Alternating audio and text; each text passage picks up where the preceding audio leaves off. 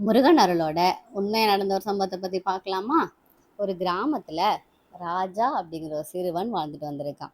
அவன் பிறந்ததிலிருந்தே பார்வையற்றவனாக இருந்தான். எதையும் பார்க்க முடியாமல் மற்ற குழந்தைகள் விளையாடும் போது அவன் மட்டும் தனிமையா இருந்தான்.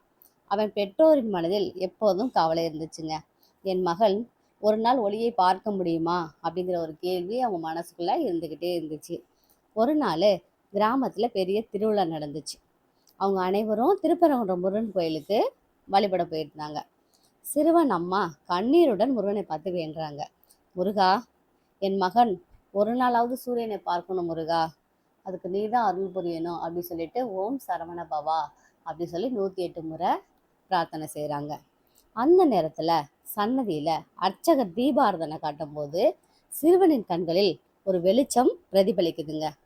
அவனுக்கு திடீர்னு கண்களில் ஒளி தோன்றுது. முதலில் மங்கலான வெளிச்சமா இருந்துச்சு. அப்புறம் பார்த்தீங்கன்னா, தெளிவான பார்வை அவனுக்கு வந்துருச்சு. அவன் ஆச்சரியமா அம்மாவ பார்க்குறான். "அம்மா, நான் உங்கள பார்க்குறேம்மா" அப்படின்னு மகிழ்ச்சியோட அப்படியே கூச்சலிடுறாங்க. அந்த தருணத்துல அவங்க அனைவரும் அதிர்ச்சி அடைந்துட்டாங்க.